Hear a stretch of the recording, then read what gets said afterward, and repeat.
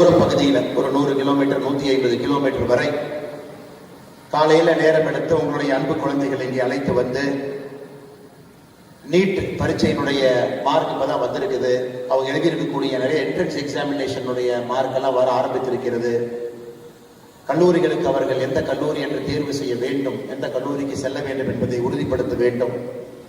நிறைய கடினமான முடிவுகளை எடுக்கக்கூடிய நேரம். அந்த நேரத்திலும் கூட நீங்கள் எல்லாம் நேரம் கொடுத்து கோவை கொங்கு நண்பர்கள் சங்கம் அவர்கள் அழைத்திருக்கக்கூடிய இந்த விழாவிற்கு வந்திருக்கக்கூடிய நீங்கள் உண்மையான சிறப்பு விருந்தினர். காரணம், கல்விக்கு முக்கியத்துவம் கொடுக்குறீங்க. இந்த அரை நாள் இங்கே வந்து மேடையில் இருக்கக்கூடியவங்க, மேடைக்கு முன்புறத்தில் இருக்கக்கூடியவங்களை சந்தித்து அவர்களுடைய வாழ்க்கை அனுபவங்கள் எப்படி வந்திருக்கின்றார்கள், என்ன செய்ய வேண்டும் என்பதை எல்லாம் உங்களுடைய குழந்தை செல்வங்கள் செவிவழி மூலமாக கேட்டு அது அவருடைய வாழ்க்கைக்கு ஒரு பெரிய உத்வேகம் கொடுக்கும் என்கின்ற முழு நம்பிக்கையில் இங்கே வந்திருக்கக்கூடிய பெற்றோர்களே, 90 விழுக்காடு மதிப்பெண்களுக்கு மேல் பெற்று உங்களுடைய பள்ளியில நீங்க தலைமை மாணவராக இருக்கலாம்.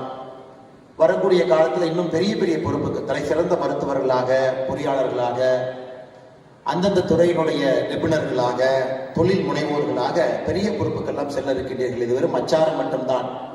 அப்படி வந்திருக்கக்கூடிய மாணவ செல்வங்களே, கோவை கொங்கு நண்பர்கள் சங்கத்தினுடைய மூத்த முக்கியமான உறுப்பினர்களே, அதில் நிறைய ப்ரொஃபஷனல்ஸ் இருக்கிறாங்க. ஞாயிற்றுக்கிழமை நிறைய நேரம் அவங்களுக்கு இருக்கும். அவங்க டாக்டர்ஸ் வந்திருக்கிறாங்க, நிறைய அவங்களுக்கு சர்ஜரிஸ் எல்லாம் இருக்கும். அதையெல்லாம் ஒத்தி வைத்து விட்டு எனக்கு ஞாயிற்றுக்கிழமை காலையிலிருந்து மதியம் வரை இது மட்டும்தான் என்னுடைய நோக்கம், எதற்கும் நான் நேரம் கொடுக்க மாட்டேன் என்று வந்திருக்கக்கூடிய எல்லா முக்கியமான உறுப்பினர் பெருமக்களே, உங்களுக்கு மறுபடியும் என்னுடைய வணக்கத்தை தெரிவித்துக் கொள்கின்றேன். அருமை சொந்தங்களே, எனக்கு அவர்கள் சிறப்பு செய்த பொழுது நான் கேட்ட ஒரே கேள்வி என்னன்னா, மேடையில் இருக்கக்கூடிய மற்ற தலைவர்களுக்கும் சிறப்பிப்பு பண்ணுவீங்களா அப்படின்னு கேட்டேன். காரணம் என்னன்னா, இந்த மேடையில் இருக்கக்கூடிய எல்லா தலைவர்களுமே எனக்கு ஒரு விதத்தில் இன்ஸ்பிரேஷன். அவர்களை பார்த்து நான் வளர்ந்து கொண்டிருக்கின்றேன், இன்னும் அவர்களை பார்த்து கொண்டே இருக்கின்றேன். அவங்களுடைய உத்வேகம், வாழ்க்கையை எப்படி நடைமுறைப்படுத்தி வடிவமைத்திருக்கின்றார்கள், கஷ்டமான சூழலிலிருந்து எப்படி பிறந்து இவ்வளவு தூரம் வந்திருக்கின்றார்கள், அந்தந்த தொழில தலைமைத்துவம் நிபுணர்களாக இருக்கின்றார்கள். அவர்களை இந்த உலகமே திரும்பி பார்த்து கொண்டிருக்கிறது. சமுதாய அடையாளத்தை தாண்டி, கொங்கு என்கின்ற ஜியோகிராபிக்கல் ஏரியாவை தாண்டி, தமிழகம் என்கின்ற அடையாளத்தை தாண்டி, இந்தியன் என்கின்ற அடையாளத்தை தாண்டி மேடையில் இருக்கக்கூடிய பல பேர் இன்னைக்கு ஒரு குளோபல் சிட்டிசன்ஸா இருக்கிறாங்க. அவங்களுடைய பேரை பல ஊர்ல நீங்க சொன்னீங்கன்னா சில பேர் எந்திரித்து நிற்கும் அளவுக்கு அவங்களுடைய துறையில பெரிய சாதனையை செய்துவிட்டு மேடையில் இந்த தலைவர்கள் எல்லாம் அமர்ந்திருக்கின்றார்.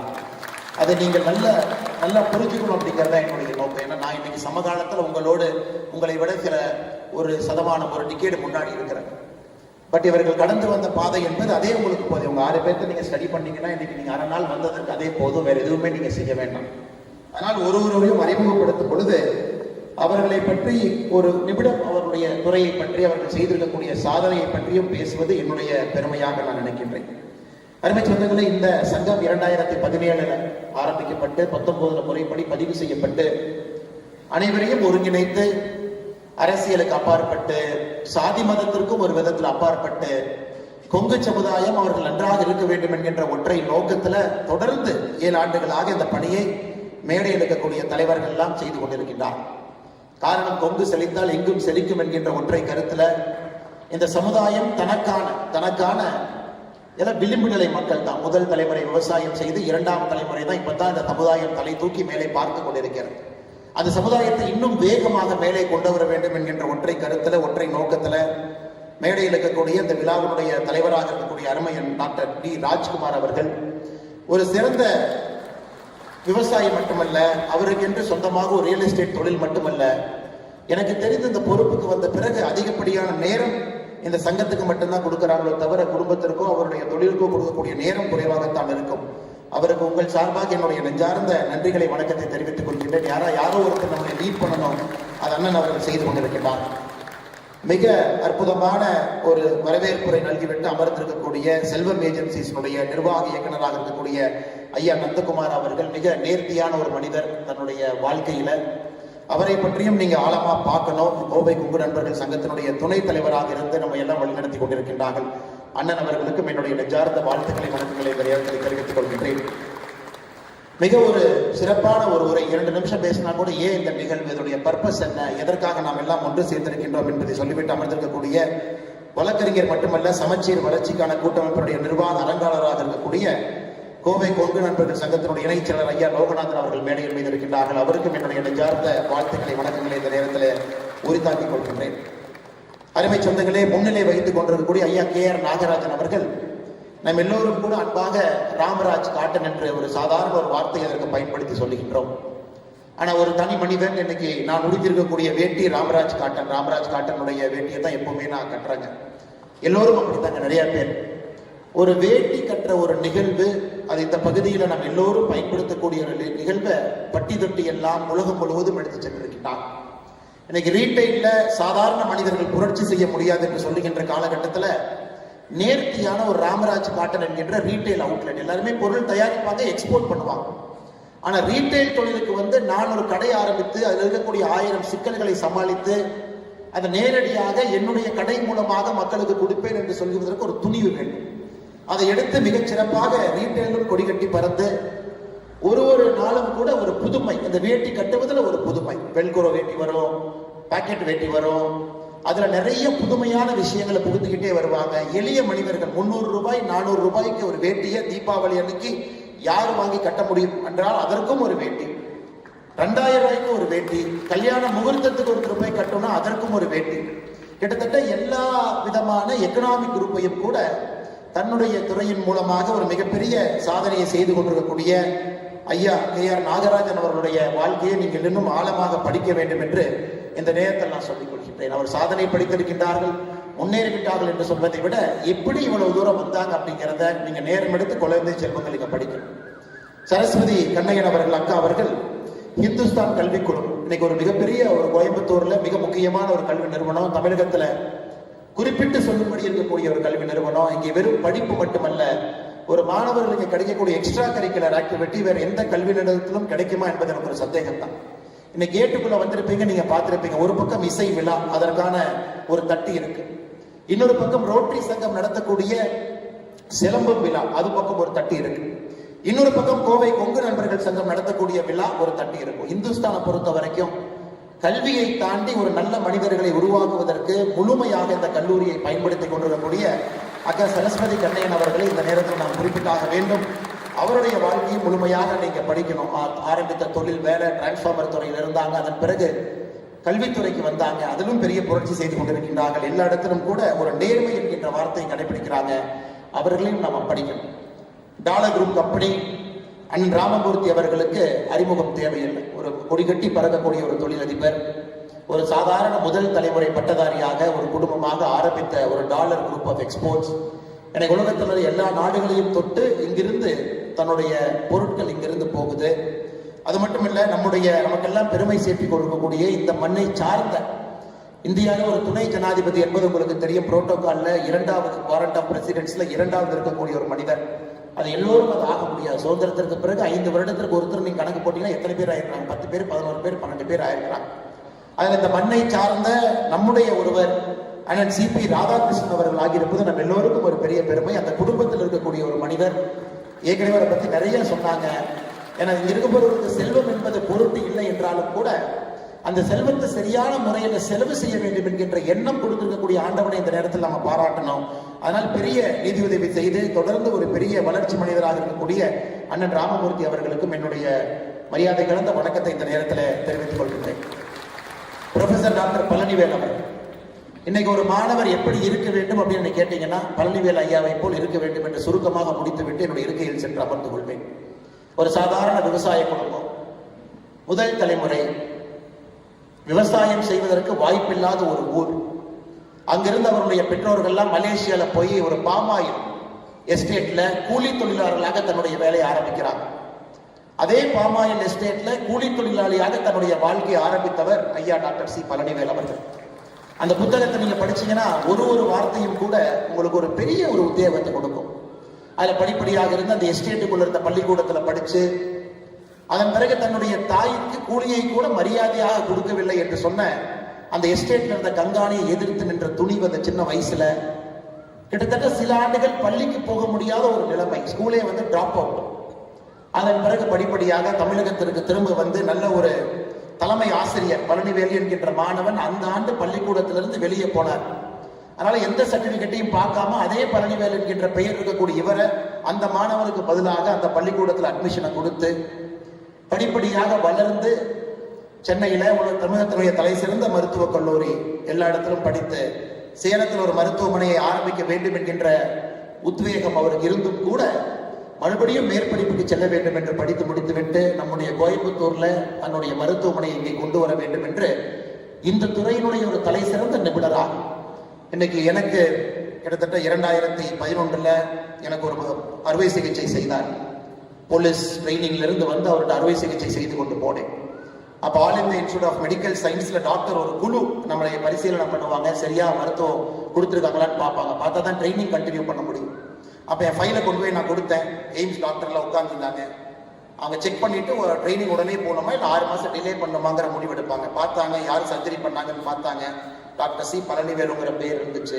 அதுக்கப்புறம் அந்த ஃபைலை அவங்க தொடர்ந்து பார்க்கவே இல்லை. ஒரு பஞ்சாபி இருந்தார் அந்த டாக்டர். நான் கேட்டேன் என்ன காரணங்க? நீங்க அவர் எழுதின டெக்ஸ்ட் புக்கு தாங்க நாங்க படிக்கிறோம். நாங்க யாருங்க அவருக்கு பண்ண சர்ஜரியை ஒரு ஃபைலை தொடர்ந்து பார்த்து சர்டிஃபிகேட் பண்றதுக்கு நாங்க யாரு? அது போன்ற ஒரு மனிதர் இன்னைக்கு கூட சமீபத்தில் ஒரு வீடியோ பார்த்து அமெரிக்காவிலிருந்து வந்தாரு. நேரடியாக 2 அறுவை சிகிச்சை செய்தாரு. உடனடியாக விமானத்தை பிடிச்சாரு, கோயம்புத்தூர் வந்தார், அடுத்த வேலையை செய்தார். அப்படிப்பட்ட பெருமைக்கெல்லாம் ஒரு சொந்தக்காரர், அற்புதமான ஒரு மனிதர் டாக்டர் ஐயா பழனிவேல் அவருடைய அந்த புத்தகத்தை எதற்காக நான் ஐயாவை பற்றி அதிகமாக பேசுறேன்னா, அந்த புத்தகம் உங்க கையில் இருக்கு. அந்த புத்தகத்தை மட்டும் நீங்க படிங்க, வேற எதுவுமே செய்ய வேண்டாம். ஒரு கஷ்டத்திலிருந்து எப்படி வெளியே வரலாம், எப்படி நெஞ்சுரத்தோடு நிற்கலாம், நம்முடைய உரிமையை விட்டு கொடுக்காம எப்படி இருக்கலாம். நான் கர்ம வீரர் காமராஜர் ஐயா பழனிவேல் ஐயாவை பல ஆண்டுகளுக்கு முன்பு அரசியலுக்கு வர சொன்னாங்க. காமராஜர் ஐயா எப்படிப்பட்ட அரசியல்வாதி என்று உங்களுக்கு தெரியும். அதனாலதான் politics loss is society's gain என்று சொல்லுவேன். அன்னைக்கு அவர் அரசியலுக்கு சென்று இருக்கலாம், ஒரு எம்எல்ஏ எம்பி மந்திரி ஆகிருக்கலாம், பெரிய பொறுப்புக்கெல்லாம் போயிருக்கலாம். ஆனால் அன்னைக்கு அவருக்கு ஆஃபர் வந்த பொழுது எனக்கு அது வேண்டாம், நான் ஒரு மருத்துவராக மட்டும் இருக்க விருப்பப்படுகின்றேன் என்று அன்னைக்கு அந்த 1960 காலகட்டத்தில், நிறைய பேருக்கு இந்த செய்தி தெரியாது. 1960 காலகட்டத்தில் எனக்கு அரசியல் வேண்டாம், நான் என்னுடைய மருத்துவத்திற்கு மட்டும் மரியாதை கொடுப்பேன் என்று சொன்ன ஒற்றை காரணத்திற்காக நம்ம எல்லோரையும் கற்றுக்கக்கூடிய ஒரு மனிதர். இந்த புத்தகத்தை நீங்க கண்டிப்பா படிக்கணும். வாங்கிட்டீங்க, வீட்டில் வச்சுட்டீங்க, நான் தவற பண்ணிடாதீங்க. அந்த புத்தகத்தை நான் 3 முறை படித்து விட்டேன். அடிக்கடி படிப்பேன், அடிக்கடி அந்த புத்தகத்திலிருந்து ரெஃபரன்ஸ் எடுப்பேன் கோட் பண்றதுக்காக. அதற்காகத்தான் இதை நான் சொல்லுகின்றேன் அருமை சொந்தங்கள். அதே போல முன்னாள் வட்டாட்சியராக கோயம்புத்தூர் பகுதியினுடைய வளர்ச்சிக்கு உறுதுணையாக இருந்தவர். கிட்டத்தட்ட எனக்கு ஒரு 10-12 ஆண்டுகளாக பழக்கம் இருக்கக்கூடிய ஒரு மனிதர். அதிகாரம் இருந்த பொழுதும் அப்படியே, அதிகாரம் இல்லாத பொழுதும் அப்படியே இருக்கக்கூடிய கோவை கொங்கு நண்பர்கள் சங்கத்தினுடைய செயலராக இருக்கக்கூடிய ஐயா சுப்பிரமணியம் அவர்களுக்கும் இந்த நேரத்தில் என் நெஞ்சார்ந்த வாழ்த்துக்களை, வணக்கங்களை, நன்றிகளை தெரிவித்துக் கொள்வது என்னுடைய கடமையாக நான் கருதுகின்றேன். அதே மேடையின் மீது அமைதியா பின்னாடி இருக்கையில 3 பேர் இருக்கிறாங்க. ஆர்பி யமஹாவனுடைய தலைவராக இருக்கக்கூடிய ஐயா பாண்டியன் அவர்கள் அக்ரிகல்ச்சர் யூனிவர்சிட்டியில படித்தவர். நிறைய வாய்ப்புகள் அவருக்கு இருந்து கூட ஒரு யமஹா ஷோரூம் இங்கே ஆரம்பித்து பல தொழில்களை ஆரம்பித்து எப்பொழுதும் கூட ரொம்ப நான் எப்பவுமே பார்ப்பேன், ஜாதகத்தின் மீது நம்பிக்கை இல்லை. ஏன் நம்பிக்கை இல்லைன்னா உழைப்பு மட்டும்தாங்க. உழைச்சா யாரும் வேணும் ஜெயிக்கும். எதுக்கு ஜாதகம் பார்க்குறீங்கன்னு யாராவது ஜாதகத்தை எடுத்துட்டு போனா கூட அதை பிடிக்கி வைக்கக்கூடிய ஒரு ஆள். அப்படி உழைப்பை மட்டும் நம்பி இன்னைக்கு இவ்வளவு தூரம் ஐயா வந்திருக்கின்றார்கள். ஐயா ஆர்பி பாண்டியன் ஐயா அவர்களுக்கும் என்னுடைய மரியாதை கலந்த வணக்கத்தை, வாழ்த்துக்களை தெரிவித்து எல்லா கௌரவ தலைவர்கள், மேடையின் மீது இருக்கக்கூடிய எல்லா கௌரவ தலைவர்கள், பின்னருக்கையில் இருக்கக்கூடியவர்கள், நிர்வாகிகள், பொருளாளர்கள், நிர்வாக உறுப்பினர்கள் எல்லோருக்கும் என்னுடைய மறுபடியும் வணக்கத்தை தெரிவித்துக் கொள்கின்றேன். அருமை சொந்தங்களை எதற்கு எடுத்துற 10 நிமிஷத்துக்கு எடுத்துக்கிட்டேன் அப்படின்னாங்க, இவர்கள் எல்லோரும் பாடம் படிக்க வேண்டியவர்கள் என்று சொல்வதற்காக. நம்ம யாரையோ இப்போ எங்கெங்கேயோ தொலாம் ஒரு பெரிய ஒரு தலைவருடைய பெயரை சொல்லும் பொழுது நமக்கு ரொம்ப ஃபேன்சியா இருக்கும். அவங்க ஜெயிச்சுட்டாங்க, அவங்க வாழ்க்கையிலிருந்து கத்துக்கலாம். ஆனா நம்ம கிட்ட ஆடம்பரமே இல்லாம சாதாரணமா ஒரு வாழ்க்கை வாழக்கூடியவங்களை பெரும்பாலும் நாம் நிறைய நேரத்துல ஏறெடுத்தும் கூட பார்ப்பதில்லை. அதனால் இங்க இருக்கக்கூடிய தலைவர்களாக இருக்கட்டும், முன்னறிக்கையில் பெரிய நிபுணர்கள் இருக்கிறாங்க, தொழில்துறையில சாதனை பிடித்தவர்கள். வருங்காலத்தில் அவர்களும் இந்த மேடைக்கு வருவாங்க. பெரிய மருத்துவர்கள், டாக்டர்ஸ், ஆர்த்தோபெடிக் சர்ஜன்ஸ் இருக்கிறாங்க. சொந்தமாக மருத்துவம் நடத்தும் அரசு வேலையில் இருந்தவங்க விட்டுட்டு வந்து சொந்த மருத்துவமனை நடத்தி ஏழை எளிய மக்களுக்கு மருத்துவம் கொடுப்பவங்க. எக்ஸ்ட்ரீம்லி ஃபைனஸ்ட் சார்ட்டர்ட் அக்கௌண்டன்ட்ஸ், இந்த கொங்கு பகுதியினுடைய தலை சிறந்த ஆடிட்டர்ஸ் உட்கார்ந்து இருக்கிறாங்க. நிறைய தொழில் முனைவோர்கள், விவசாய பெருமக்கள், இயற்கை விவசாயிகள், வேளாண் விவசாயிகள் எல்லாம் இங்க இருக்கிறாங்க. ரூட்ஸ் ஐயாவுடைய எப்பொழுதுமே நமக்கு தெரியும், ஐயா அவங்க பேசினாவே அந்த மோட்டிவேஷன் லெக்சர் எல்லாரும் உட்கார்ந்து மணிக்கணக்காக கேட்போம்.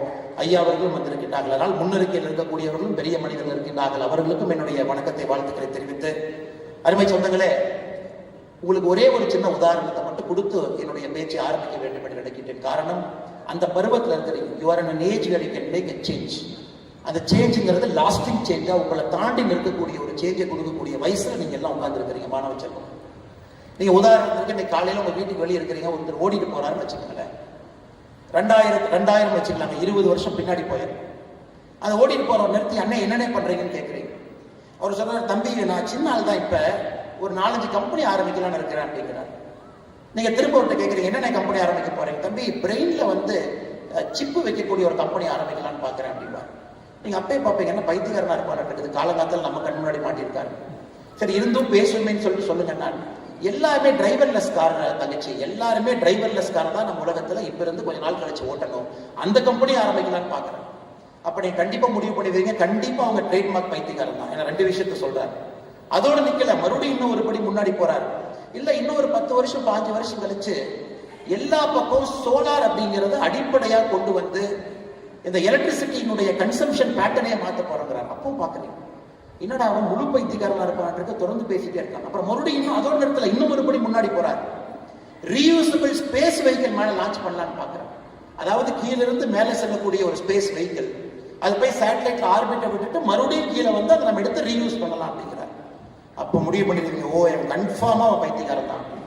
அடுத்து இன்னும் ஒரு படி போறாரு, இல்ல நான் ஆர்டிபிஷியல் இன்டெலிஜென்ஸ் நிறுவனமும் ஒன்று ஆரம்பிக்கலான்னு பாக்குறேன், அது நம்முடைய வாழ்க்கையை மாற்றக்கூடிய ஒரு நிறுவனத்தை ஆரம்பிக்கிறேன். 2000 ஆண்டு இந்த மாதிரி ஒரு மனுஷங்க முன்னாடி சொல்றாருன்னா அவருக்கு இந்த உலகம் பைத்தியக்காரன் என்கின்ற முத்திரையை குத்தி இருக்கும், அது எந்த மாற்று கருத்தும் இல்லை. ஆனா இன்னைக்கு அதே மனிதனை திரும்பி பார்த்தீங்கன்னா எலன் மஸ்க் என்கின்ற பெயர், நியூரோ லேப் என்கின்ற ஒரு பெரிய கம்பெனி இன்னைக்கு பிரெயின்குள்ள சிப் வைக்க ஆரம்பிச்சிட்டாங்க, to control your brain waves, அது ஒரு நிறுவனம். XAI என்கின்ற பேர்ல ஆர்டிபிஷியல் இன்டெலிஜென்ஸ், ஓப்பன்ஏஐ அவர் தான் ஆரம்பிச்சாரு. டெஸ்லா கம்பெனி நடத்துறாரு, ஸ்பேஸ் எக்ஸ் என்கின்ற நிறுவனத்தை நடத்துறாரு. எதற்காக இதை நான் சொல்லி ஆரம்பிக்கிறேன்னாங்க, ஒரு ஐடியா எப்பொழுதுமே நீங்க சொல்லும் பொழுது அஹெட் ஆஃப் டைம் இருக்கும் பொழுது உங்களை யாரும் நம்ப மாட்டாங்க. இன்னைக்கு இருக்கக்கூடிய எத்தனையோ குழந்தைகளை உட்கார்ந்து இருக்கிறீங்க, உங்கள்கிட்ட அந்த ஐடியா உள்ள இருக்கும், நான் செய்யலாம்னு இருக்கேன், ஆனா இன்னைக்கு அது பொருந்தாம இருக்கலாம், இன்னைக்கு சமுதாயத்திற்கு அது சூட் ஆகாம இருக்கலாம். ஆனா எப்பவுமே நான் வச்சுக்கங்க, மக்கள் உங்களை சுற்றி இருப்பவர்கள் அந்த ஐடியாவை அந்த நேரத்துல வரும்பொழுது மட்டும்தான் அதை ஏற்றுக்கொள்வார்கள். ஆனா செய்ய வேண்டியது உங்களுடைய கடமை, அதை நோக்கி மக்களை நடத்தி கொண்டு செல்வது உங்களுடைய கடமை. எதற்காக இதை சொல்றாங்க, உங்க முன்னாடி ரொம்ப சேஃபான ஃபீல்டு நிறைய இருக்கு. Engineering is very safe field. வருஷத்துக்கு லட்சக்கணக்கான இன்ஜினியர்ஸ் உருவாக்குறோம், they pass out, it's okay, very important தான். நமக்கு பொறியாளர்கள் வேணும், டாக்டர்ஸும் வேணும். ஐநா சபை சொல்லக்கூடிய டாக்டருக்கும் நமக்கு இருக்கக்கூடிய கேப்பே பார்த்தீங்கன்னா மிகப்பெரிய கேப் இருக்கு. டாக்டர்ஸும் வேணும், மேடையில் இருக்கக்கூடிய ஜெம் பள்ளிவல் ஐயா மாதிரி பல டாக்டர்ஸ் இங்க இருக்கிறாங்க, எல்லாம் நமக்கு வேணும். அதே போல ஆர்ட்ஸ் கல்லூரி, நான் போறேன், நான் படிக்கிறேன், பிஎஸ்சி பிஏ எல்லாம் படிக்கிறேன், அதுவும் வேண்டும். ஆனா உங்களுக்குள்ள ஏதோ ஒன்று இருக்கும். அட் த ஏஜ் ஆஃப் 18, 19, 19, 18 வயசுல நான் இதை செய்யணும், நான் ஒரு சினிமா துறைக்கு போகணும், இருக்கலாம். நான் ஒரு பெரிய எழுத்தாளராக வரலாம், இருக்கலாம். நான் ஒரு பெரிய தொழில் முனைவோராக வரலாம், இருக்கலாம். இன்னும் கொஞ்ச நாள் கழிச்சு இப்போ எலன் மஸ்கனுடைய ஆப்டிமஸ் கம்பெனி, புதுசா இன்னொரு கம்பெனி போயிட்டு இருக்கு. அது பாத்தீங்கன்னா வீட்டுல ரோபோ. சமீபத்தில் யூஎஸ் போகும்போது அந்த ஆப்டிமஸை பார்த்தாங்க, எல்லா வேலையும் அதே செய்யுதுன்னா 5 ஆண்டுகள் கழித்து பல வீட்டுக்கு நீங்க போனீங்கன்னா காஃபி டீ வந்து ஆப்டிமஸ் ரோபோ தான் கொடுக்க போகுது. இன்னைக்கு பைத்தியகாரத்தனமா இருக்கு, இன்னும் 5-10 ஆண்டுகள் கழித்து பார்க்கும் பொழுது அப்பா 7வது கம்பெனி சாதிச்சுட்டா இருப்பான்னு நம்ம சொல்ல போறோம். அதனால இன்னைக்கு உங்களுக்குள்ள அது போன்ற ஒரு யோசனை இருக்கலாம். அப்படி இருக்கும் பொழுது அதை தைரியமா நீங்க முன்னெடுங்க அப்படின்னு சொல்றது என்னுடைய கடமையாக இந்த நேரத்தில் நான் கருதுறேன். அதை நீங்க பர்சியூ பண்ணுங்க, அது மேல பேஷனேட்டா இருங்க, ஒரு காதலோடு இருங்க. அந்த ஐடியாவை நோக்கி கொஞ்சம் கொஞ்சமா நகர்ந்து போங்க. அப்பா அம்மாவை கன்வின்ஸ் பண்ணுங்க. ஏன்னா எல்லாமே முதல் தலைமுறை பட்டதாரிகள். அப்பா அம்மா எல்லாம் விவசாயம் பண்ணி உங்களை படிக்க வச்சு இவ்வளவு தூரம் கொண்டு வந்திருப்பாங்க. ஆட்டை வித்து, காட்டை வித்து, மாட்டை வித்து இன்னைக்கு நிறைய பேர் இங்க இருக்கிறீங்க, நிறைய பேர் அடுத்த கல்லூரிகளுக்கு போக போறீங்க. அதனால நீங்க ஒரு ஐடியா உங்ககிட்ட இருக்க ஆழமா இருக்குன்னா அது அவ்வளவு ஈஸியா நாங்க சொல்றதை ஏத்துக்கிட்டு ஒரு சேஃபான ஒரு கோர்ஸுக்கு நீங்க போகாதீங்க. கொஞ்சம் திங்க் பண்ணி உங்களோட பேஷனை நோக்கி நீங்க போகணும். அப்படிங்கிறது மேடையில் இருக்கக்கூடிய உங்களுடைய வாழ்க்கையெல்லாம் அப்படித்தான். நீங்க படிச்சீங்கன்னா உங்களுக்கு தெரியும், மேடையில முன்புறத்தில் எத்தனையோ பேர் இருக்கின்றார்கள், அவருடைய வாழ்க்கையும் அப்படித்தான். Because they followed a fashion. அந்த பேஷனை விடாபடியா பிடிச்சாங்க. இவங்க எல்லாருமே சக்சஸ் இன்னைக்கு பாக்குறீங்க, எல்லாமே நிறைய ஃபெயிலியருங்க. அவங்க எல்லாம் நிறைய இடத்துல தோற்று போய் ஜெயிச்சிருக்கிறாங்க. வாழ்க்கையில யாராச்சும் ஒருத்தரை கொண்டு வந்து வெற்றி மட்டும்தான் எனக்குன்னா கண்டிப்பா கிடையாது, யாருமே கிடையாது. நான் ஒருத்தரை பத்தி படிக்கிறேன் பாருங்க. 1832 ஒரு தனியார் நிறுவனத்தில் இருந்த வேலை போச்சு. 1833 ஒரு லா ஃபார்ம் ஆரம்பிச்சாரு, ஃபெயில் ஆயிட்டாரு. 1838 இலினாய்ஸ் ஸ்டேட், யூஎஸ் 50 மாநிலத்தில் இலினாய்ஸ் மாநிலத்தினுடைய ஸ்டேட் ஹவுஸ் ஸ்பீக்கர் எலெக்ஷனுக்கு போட்டி போட்டார், தோத்துட்டார். 1843 காங்கிரஸ் போறதுக்கு ட்ரை பண்ணாரு, நம்ம ஊர்ல எம்எல்ஏ சீட்டு கிடைக்கல. 1848 5 ஆண்டுகள் கழிச்சு ட்ரை பண்றாரு, மறுபடியும் கிடைக்கல. 1849 எதுவுமே கிடைக்கல, அரசாங்கத்துல போய் லேண்ட் ஆபீஸ்ல சேரலாமான்னு போறாரு, அதுவும் கிடைக்கல. 1854 நம்ம ஊர் எம்பி எலெக்ஷன் மாதிரி செனட் எலெக்ஷன் நிற்கிறார், அதுலயும் தோற்கடிக்கப்படுகின்றார்கள். 1856 துணை ஜனாதிபதி தேர்தலுக்கு போட்டியிறார் அமெரிக்காவில், அதிலும் தோற்கடிக்கப்படுகின்றார்கள். 1858 எது வேண்டாம் மறுபடியும் செனட் எலெக்ஷன் எம்பி எலெக்ஷனுக்கு வர்றாரு, அதிலும் தோற்கடிக்கப்படுகின்றார். அந்த மனுஷன் ஜெயிச்ச ஒரே ஒரு எலெக்ஷன் 1860 அமெரிக்காவுடைய ஜனாதிபதி, ஒரே ஒரு எலெக்ஷன் அமெரிக்காவுடைய ஜனாதிபதி மட்டும்தான் ஜெயிச்சார். அவருடைய பெயர் அப்ரஹாம் லிங்கன். சிலைவரியை முடிச்சாரு. 1861 சிவில் ரைட்ஸ் ஆக்ட கொண்டு வந்தாரு. அமெரிக்காவுடைய தன்மையை முகத்தையே மாத்திட்டு போயிட்டார். அதனால நீங்க நிறைய நேரம் நினைச்சுக்கணும், இந்த வெற்றியாளர்கள் அப்படின்னு நீங்க புத்தகத்துல படிக்கிறதெல்லாம் அவங்க கண்டென்ஸ் பண்ணி தன்னுடைய வெற்றியை மட்டும் சொல்லியிருப்பாங்க. ஏன்னா தோல்வியை சொல்வதற்கு அந்த புத்தகத்துல பேஜ் இல்லை. தோல்விக்கு ஒரு புத்தகத்தை ஜெம் பழனிவேல் அவர் எழுத சொன்னீங்கன்னா இந்த கட்ஸை விட இன்னும் 2 பெரிய புத்தகத்தை எழுதுவார் எனக்கு தோணுது. இன்னும் அதிக பக்கங்கள் இருக்கக்கூடிய புத்தகத்தை எழுதுவாங்க. அதனால நீங்க எல்லோருமே தோல்வியிட்ட கொஞ்சம் ஃப்ரெண்ட்ஷிப் பண்ணிக்கணும். என்னோட 2வது உங்களுக்கு நான் கொடுக்கக்கூடிய ஒரு சின்ன ஒரு அட்வைஸ், நீங்க எல்லாருமே சக்சஸ்ஃபுல் பீப்புள்னால தான் இந்த ஹால் கூட உட்காந்துருக்கீங்க. 90% and above 99% ஃபென்டாஸ்டிக், ரொம்ப சந்தோஷம் இருக்கு. ஆனா வாழ்க்கையில வெறும் சக்சஸ் மட்டுமே பார்த்தீங்கன்னா ஆங்கிலத்தில் சொல்லுவாங்க, you are not pushing yourself, that is why you are always a victor அப்படிம்பாங்க. உங்களை நிறைய புஷ் பண்ணீங்கன்னா கொஞ்சம் தோல்விகள் அப்பப்போ வர ஆரம்பிக்கும். ஆனால் நிறைய உங்களை புஷ் பண்ணுங்க. Success should not breed complacency. நான் ஜெயிச்சுக்கிட்டே இருக்கிறேன் அப்படிங்கிறது உங்க கம்ஃபர்ட் ஜோனை விட்டு வெளியே போகாம கம்ஃபர்ட் ஜோனுக்குள்ளே உட்கார வைக்க கூடாது. குறிப்பாக இந்த அரங்கத்தில் இருக்கக்கூடிய மாணவர்கள் அப்பப்ப தோல்வி வந்தாலும் ஒரு சின்ன ஃப்ரெண்ட்ஷிப் பண்ணுங்க. இல்ல நான் சிவில் சர்வீஸ் பரீட்சை எழுதுனேன், ஃபர்ஸ்ட் அட்டெம்ப்ட் IAS IPS கிடைக்கல, okay will make friendship, second attempt போலாம். இல்ல நான் நீட் எழுதுனேன், எனக்கு தெரியல, நிறைய பேர் நீட் எழுதிருப்பீங்க, 725 மார்க் வரல, லெட் அஸ் மேக் ஃப்ரெண்ட்ஷிப், அடுத்த டைம் பார்த்துக்குவோம்.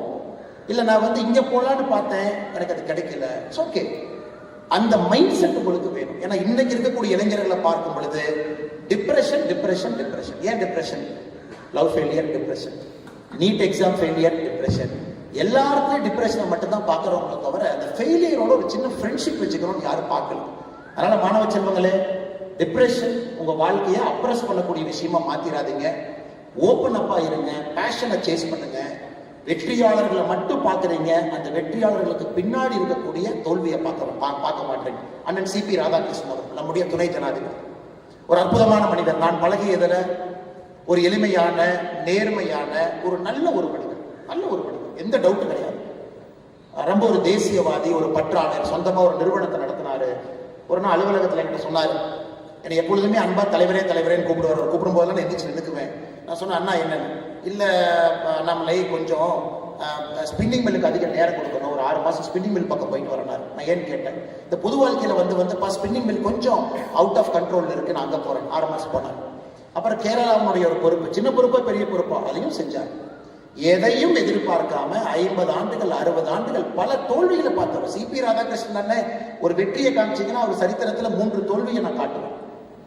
லோக்சபால அற்புதமா ஜெயிச்சாரு, ஒரு தலை சிறந்த MP-யாக இந்த பகுதிக்கு அவ்வளவு விஷயங்கள் செஞ்சு கொடுத்தவர். அதே மண்ணில் அதே லோக்சபால அவருக்கு வெற்றியும் கிடைக்கல. ஆனாலும் அவருடைய முகத்தை பொறுத்தவரை அப்படியே தான் வண்டி ஓடும். இன்னைக்கு எவ்வளவு பெரிய பொறுப்பு, இந்த நாட்டினுடைய துணை ஜனாதிபதி என்கின்ற உயரிய பொறுப்பு. அவர் வெற்றி மட்டும் பண்ணலாம் அவர் கிடைச்சதுன்னா இல்ல.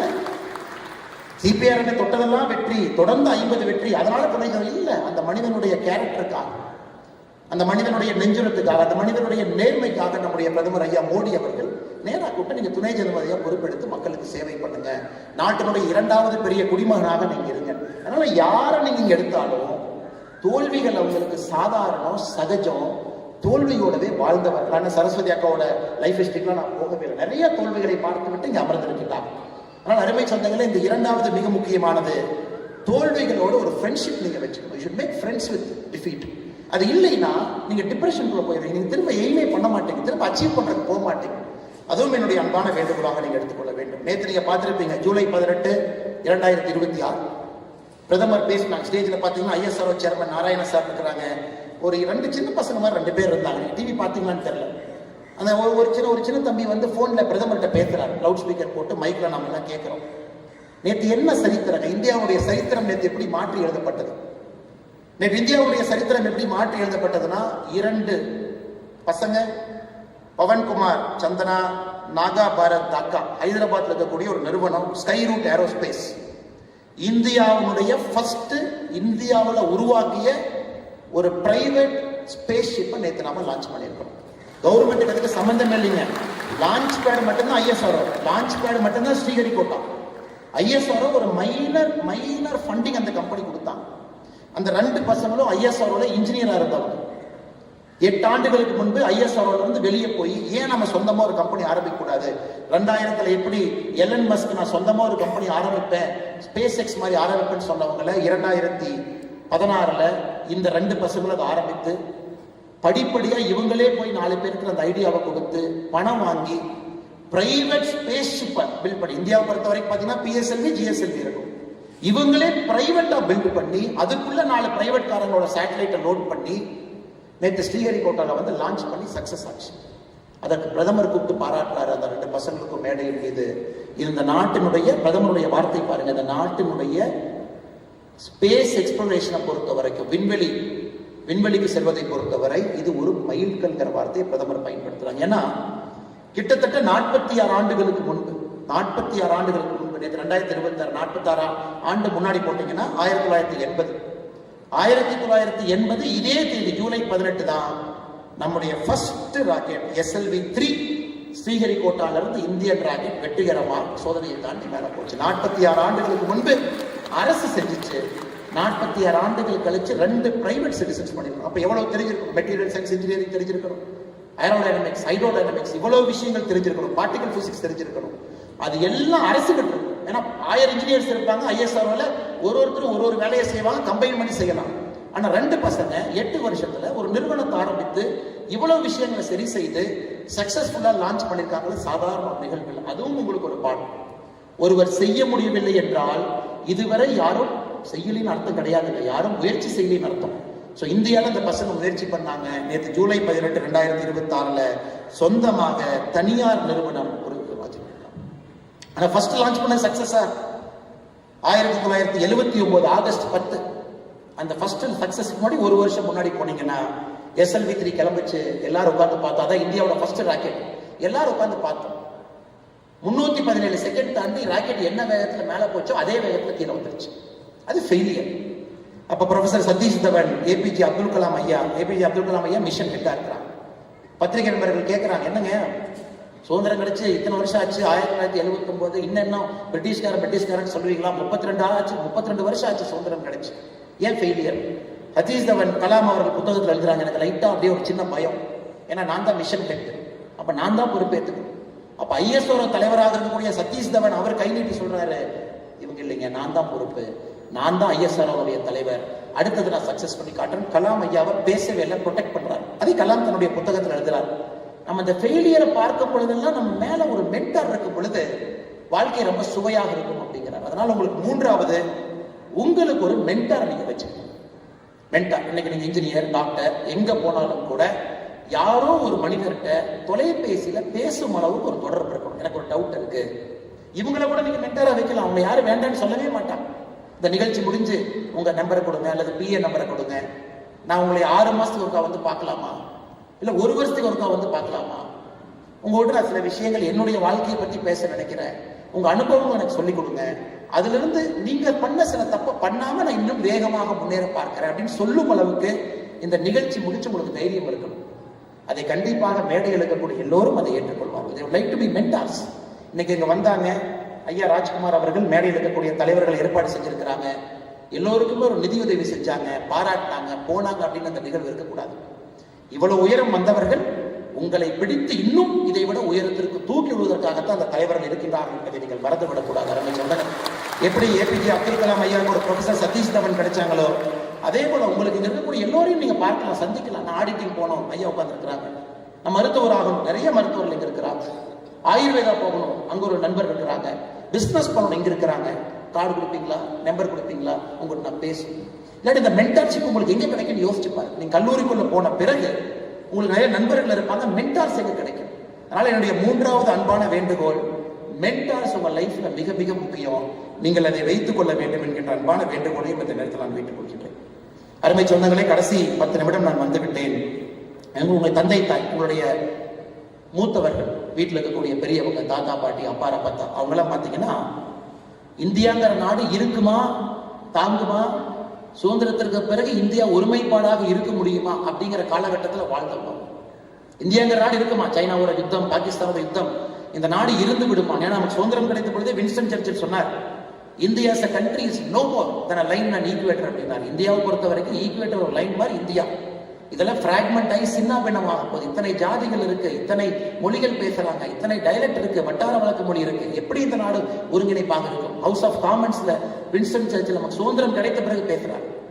உங்க தாத்தாக்கள் அதையெல்லாம் பார்த்து இந்த நாட்டை கட்டுக்கோப்பாக காத்து இந்த நாட்டினுடைய வளர்ச்சிக்காக, அவங்க பேர் இப்ப சரித்திரத்திலே இருக்காது, அவங்க தாத்தா பேர் யாருக்குமே தெரியாது, உள்ளூர் 4 பேருக்கு தெரியலாம். ஆனா அவர்கள் தலையை கீழே போட்டு இந்த நாட்டினுடைய குடிமகனாக வேலை செய்ததற்காக இந்த நாடு ஒருங்கிணைப்பாக இன்னைக்கு இருக்கு. அடுத்து உங்களுடைய தந்தை, தாய், அவங்கெல்லாம் வந்த காலகட்டத்தில் அந்த நாடு ஒருங்கிணைப்பாயிருச்சு. இந்த நாடு பொழைச்சுக்கும். ஆனா இந்த நாடு ஒரு 10ஓட 11 தான் இருக்க மாட்டிருக்கு. ஒரு 50வது நாடு, 80வது நாடு, 100வது நாடு தான் நம்ம இருக்க மாட்டிருக்கு. வேலைக்கு போனாவே RBI பேங்க், பிரைவேட் பேங்க் எல்லாம் கிடையவே கிடையாது. எம்ப்ளாய்மெண்ட் எக்ஸ்சேஞ்சில் போய் பதிவு பண்ணணும். வாய்ப்பே இல்லாம தந்தை தாய் அவர்களும் தலையை கீழே போட்டு வேலை செய்து நல்ல ஒரு வாழ்க்கையை உங்களுக்கு வடிவமைத்து கொடுத்து உங்களை இங்கே கொண்டு வந்து நிறுத்திட்டாங்க. நீங்க யோசிச்சு பாருங்க, உங்களுக்கு தாத்தாக்கு கிடைக்காத ஒரு இந்தியா உங்களுக்கு கிடைச்சிருக்கு. அப்பா அம்மாவுக்கு கிடைக்காத இந்தியா, அவங்களுடைய உருவாக்கி அவர்களுக்கு கிடைக்காத இந்தியா உங்களுக்கு கிடைச்சிருக்கு. அப்ப நீங்க ரிஸ்க் எடுக்கல, போல்டா இல்ல, இன்னும் தைரியமா நீங்க பணி செய்யல, இன்னும் அடுத்த கட்டம் நீங்க சிந்திக்கலினா உங்களுடைய வாழ்க்கைக்கு நீங்களே துரோகம் செய்து கொண்டிருக்கிறீர்கள். பெருசா திங்க் பண்ணுங்க, பிக்கா திங்க் பண்ணுங்க, போல்டா திங்க் பண்ணுங்க. இந்த இந்தியாவை பொறுத்தவரை இன்னைக்கு உலகத்தினுடைய 4வது பெரிய பொருளாதார நாடா வந்துட்டோம். 4வது பெரிய பொருளாதார நாடு. அப்படியே படிப்படியா வந்துட்டோம். அமெரிக்கா, சைனா அவங்க 2 பேரும் மேல இருக்காங்க. 3வது வந்து விடுவோம். கொஞ்சம் பெரிய விஷயம் நீங்க. Third also we will come very soon we are touching. Germany, Japan 2 பேர் தான் 3 4 மாத்தி இருப்பாங்க. அதையும் ஓவர்டேக் பண்ணிட்டோம். ஸோ நீங்க காலேஜ் முடிக்கிறக்குள்ள, நீங்க மருத்துவராக இருந்தால் 5 வருஷம், இன்ஜினியரிங்கா இருந்தால் 4 வருஷம் முடிப்பதற்குள்ள உலகத்தினுடைய 3வது நாடாக வந்து விடுவோம். அமெரிக்கா இருக்கும், சைனா இருக்கும், இந்தியா இருக்கும், 3வது வந்துடும். தாத்தா காலத்துல உலகத்துல 60வது 65வது இருந்துச்சு. அப்பா காலத்துல 30லிருந்து 12க்கு வந்துச்சு. கடந்த 10 ஆண்டுகள்ல 12லிருந்து 4க்கு வந்துட்டோம். அதனால நீங்க பெருசா திங்க் பண்ணாம, அரைச்ச மாவை தயவு செஞ்சு அரைக்காம புதுசா யோசிச்சு அதை இன்னும் சிறப்பா செய்து, டாக்டர்னா சாதாரண டாக்டர் இல்ல, நிபுணர் அப்படிங்கிற பேர். இன்ஜினியர்னா சாதாரண இன்ஜினியர் இல்ல, நிபுணர்ங்கிற பேர். நான் ப்ரொஃபஸரா போறேன், சாதாரண ப்ரொஃபஸர் இல்ல, நோபல் லாரேட் வரும் அளவுக்கு ரிசர்ச் செய்யக்கூடிய ப்ரொஃபஸர். ஒரு நிறுவனம் ஆரம்பிக்கிறேன், சாதாரண நிறுவனம் இல்ல, ராமராஜ் காட்டனை விட 10 மடங்கு வளரக்கூடிய நிறுவனம் அப்படின்னு வச்சாதான் அவங்களுக்கு சந்தோஷம். நீங்க வந்து நான் இன்னொரு ராமராஜ் காட்டனை உருவாக்க போறேன்னா, அவர் எதுவுமே இல்லாத காலத்துல ராமராஜ் காட்டனை உருவாக்கி நம்ம முன்பு பார்த்திருக்கிறார். ஆனா எனக்கு எல்லாம் இருக்கக்கூடிய காலத்துல நான் இன்னொரு ராமராஜ் காட்டன் என்று சொல்வதை விட அதை விட 10 மடங்கு வருவேன் என்று சொன்னால்தான் இங்க இருப்பவங்களும் பெருமை அடைவாங்க. அதனால மாணவ செல்வங்களே, பெரிய மனிதர்களாக, ஆற்றல் மிக்க தலைவர்களாக, முன்னோடிகளாக நீங்கள் வர வேண்டும். கொஞ்சம் ரிஸ்க் எடுங்க, ஃபெயிலியரை கொஞ்சம் பார்த்து ஃப்ரெண்ட்ஷிப் பண்ணிக்கங்க, மென்டார் வச்சுக்கங்க, பெருசா திங்க் பண்ணுங்க. எந்த துறை எடுத்தாலும் கூட காலேஜ்ல அப்ப முக்கியமே கிடையாது. அதான் ஒரு காலம் 1980 IIT அவங்க தான், IIM அவங்க தான், இப்பெல்லாம் முக்கியமே கிடையாதுங்க. எல்லா காலேஜ்ல எல்லா ஃபெசிலிட்டி எல்லா இடத்துல இருக்கு. இன்னைக்கு இந்துஸ்தான் காலேஜ் தமிழகத்துல தலை சிறந்த கல்லூரி. உள்ள போனா இவங்களும் ஜேஸ்டார் வச்சிருப்பாங்க. லைப்ரரியில ஜேஸ்டார்ங்கிறது வேர்ல்டுல இருக்கக்கூடிய எல்லா ரிசர்ச் ஆர்டிகளும் போட்டிருக்கக்கூடிய ஒரு அகாடமியா டேட்டா பேஸ். இவங்ககிட்ட ஜேஸ்டார். இன்னைக்கு ஒரு சாதாரண ஒரு அரசு கல்லூரிக்கு போறீங்க, நீங்க வசதி இல்லை, அவங்ககிட்ட ஜேஸ்டார். அதனால சில பேருக்கு நீங்கள் எதிர்பார்த்த கல்லூரி கிடைக்கல அப்படிங்கறதுக்காக ஐயோ நம்ம எதிர்பார்த்தது நடக்கலையே, என்ன பண்ணலாம்?